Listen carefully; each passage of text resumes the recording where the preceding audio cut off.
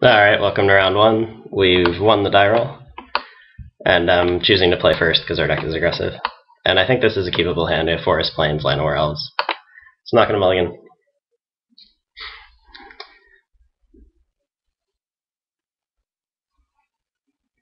Our opponent is tanking about. He keeps. Alright, so obviously we're going to start with Llanowar Elves, and then next turn we can play either the Boar or the Sacred Wolf.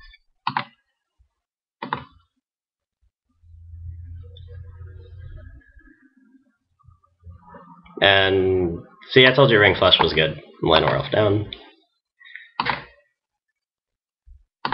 Now we got a land. But now we can't play our card. Bloodseeker. This is kind of a pretty good card against us. Whenever we play creature, we take one. Now I'm going to play the Brindle Boar. Because Sacred Wolf just kind of attacks into Bloodseeker, because it only has one toughness. I think Brindle Boar is he has to play something better, otherwise he can't block our creature profitably. And Crimson Mage doesn't really do it either. Well, I guess it does. It has 2 toughness, or 2 power. I think I'm okay with a trade if he wants to make it. He took 2. And I'm going to play the Sacred Wolf, because we're going to try to save the Oromancer for when we actually have something. If we really need to later in the game, when this creature can't attack anymore, we can sacrifice it to gain 4.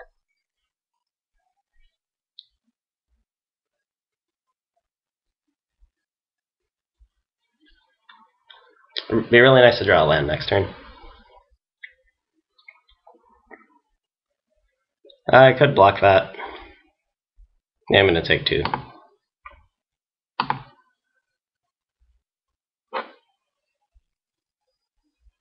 I should have blocked it, since he had Bloodthirst. It's a bit of my inexperience with the format. But that's okay, because we can play Greater Basilisk now.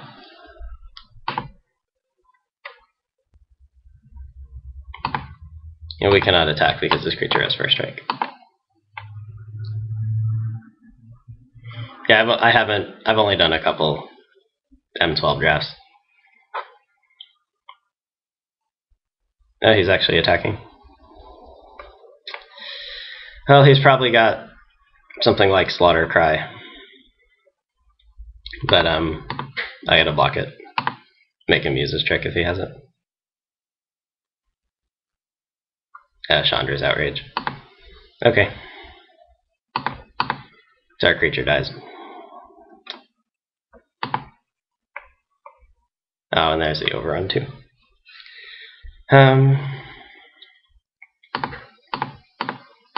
Now we just have to get our guys into play. Down to 12. See, I don't want to attack now, even though his creatures would start dying, because I need to have as many creatures out as I can when I cast the overrun. Warstorm Surge. That's pretty good. He did not attack.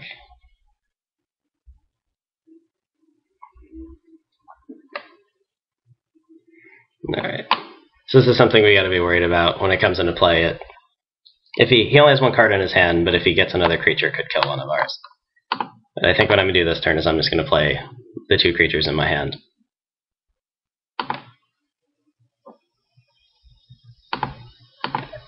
And just cast Overrun next turn and hope it kills him. So that is the plan.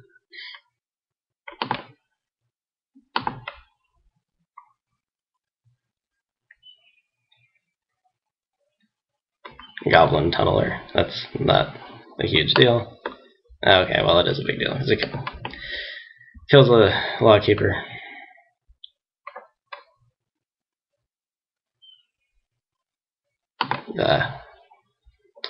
Yeah, he's got some cards that are pretty good against us.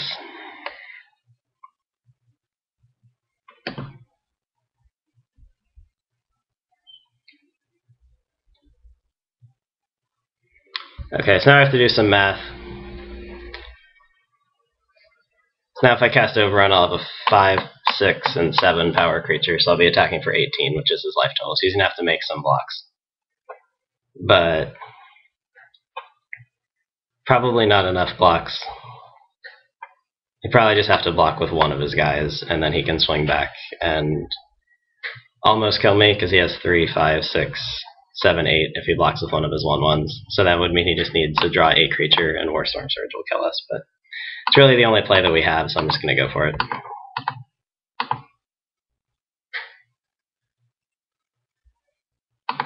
Yeah, we could sack the board to gain 4 though, so see what happens.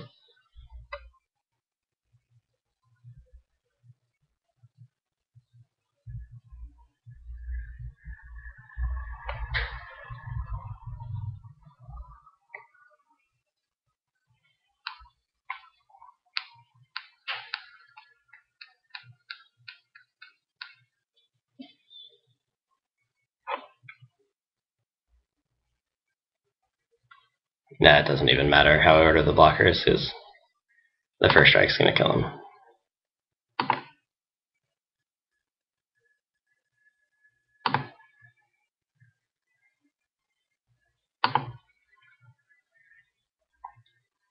So we could be dead depending on what he draws here. Now he drew a land.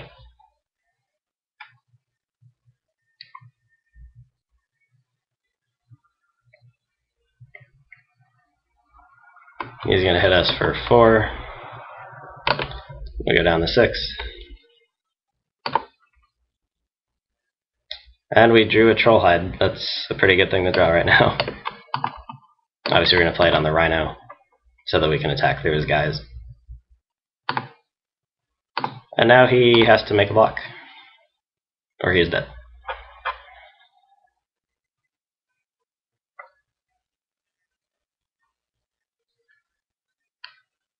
And my creature even has trample.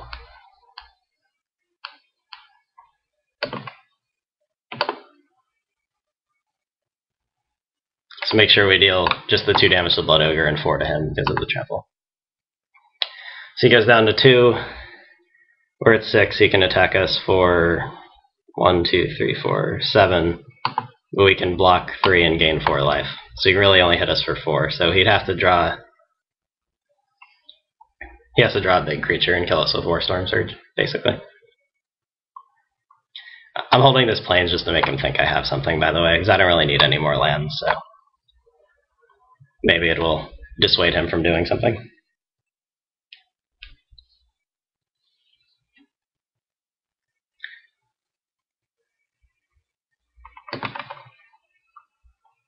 Well, he passed back to us, so now he's going to have to block with a lot of his creatures, and we can just regenerate.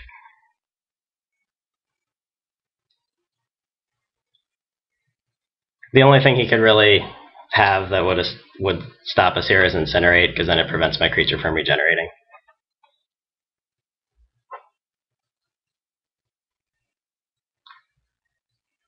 So he's just blocking with a lot of stuff here.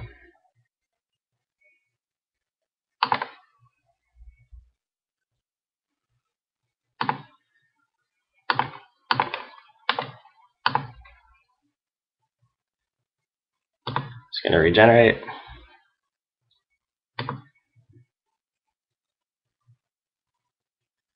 And he goes to 1.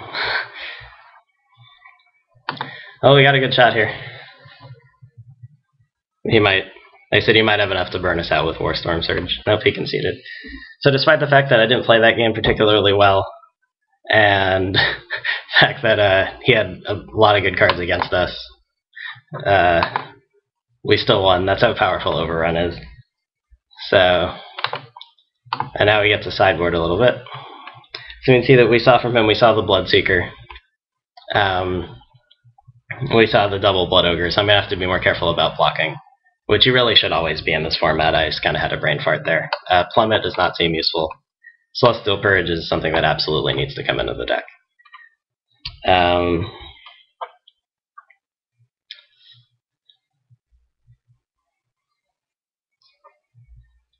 I might actually take the Spider out, even though it's absurd. He probably has nothing with Well, he could have Devouring Storm. I think I'm going to leave it in. Most of the cards we saw were alright. A Lot Keeper's not the best against him. I'm going to cut something for Purge, obviously. I think it's either Sacred Wolf, or because he has so many 1 toughness guys that can trade with it, so this doesn't really do a whole lot, and the Spider. And he even had stuff with First Strike. So Spider's real good at blocking his big First Strike guys, so yeah, I think I'm going to cut the Wolf, bring in Celestial Purge. And we'll be right back with game 2.